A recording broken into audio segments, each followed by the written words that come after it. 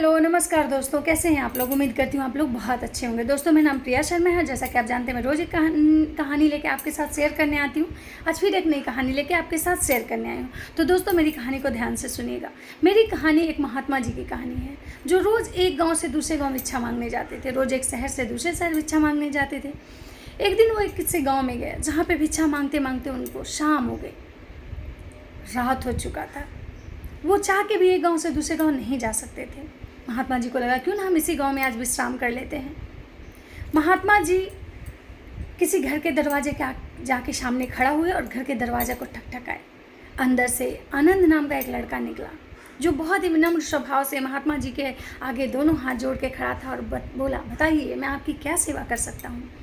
महात्मा जी उसको अपनी सारी कहानी बताई कि मैं अब चाह के भी इस गाँव से दूसरे गाँव नहीं जा सकता।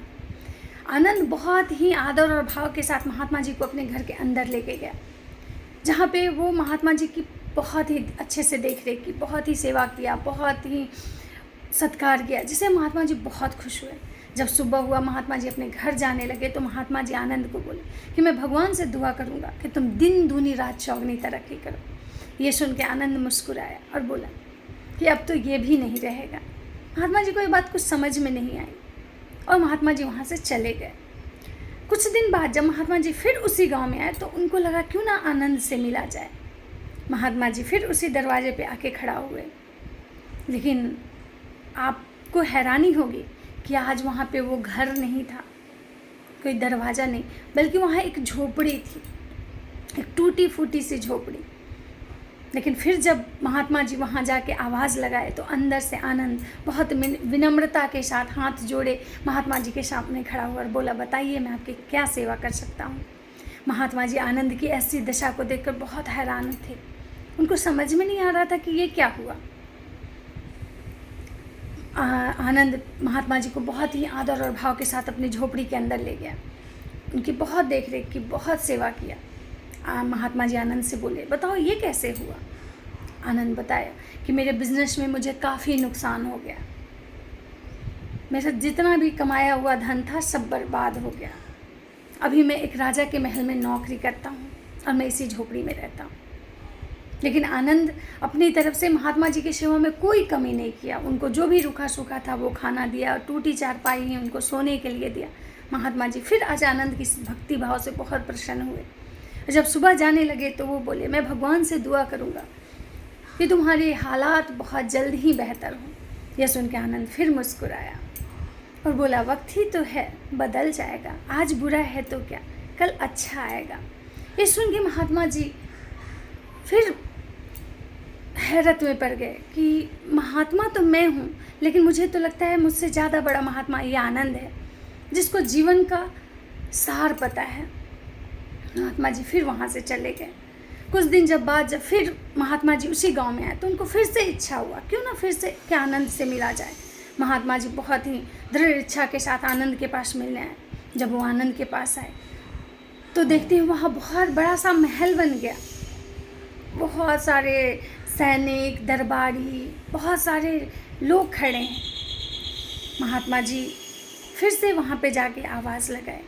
फिर आनंद उसी विनम्र स्वभाव के साथ हाथ जोड़े महात्मा जी के सामने आया और बोला, बताइए मैं आपकी क्या सेवा कर सकता हूँ। महात्मा जी उसके इस भव्य महल को देख के बहुत हैरान थे और महात्मा जी बोले, आज मैं तुम्हारे इस हालात को देख के बहुत खुश हूँ। आनंद फिर विनम्रता के साथ महात्मा जी को बहुत ही आदर और सत्कार के साथ अपने घर के अंदर ले गया, जहाँ उनकी बहुत देख रेख की। महात्मा जी बोले, बताओ ये सब कैसे हुआ।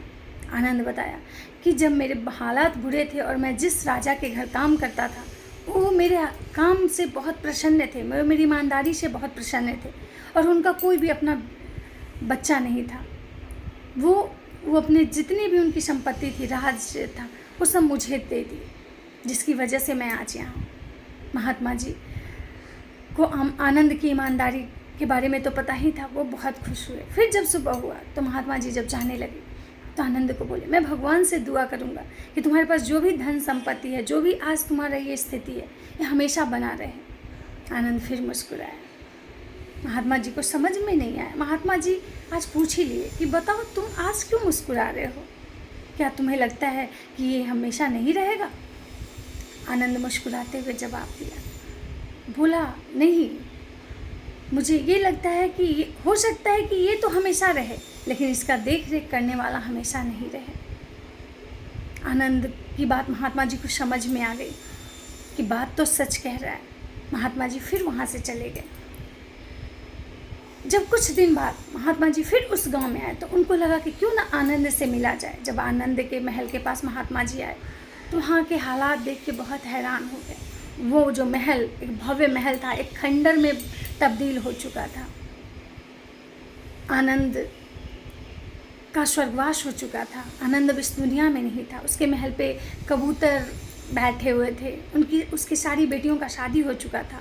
बस उस महल में उसकी एक बूढ़ी और बीमार पत्नी बची हुई थी। ये देख के महात्मा जी को समझ में आ गया कि सच में अगर कहा जाए तो महात्मा वो आनंद था जिसको जीवन का असल सार पता था। तो दोस्तों, मैं अपनी कहानी से यही कहना चाहती हूँ कि समय है, बदल जाएगा। अगर सुख है तो दुख आएगा, अगर दुख है तो सुख आएगा।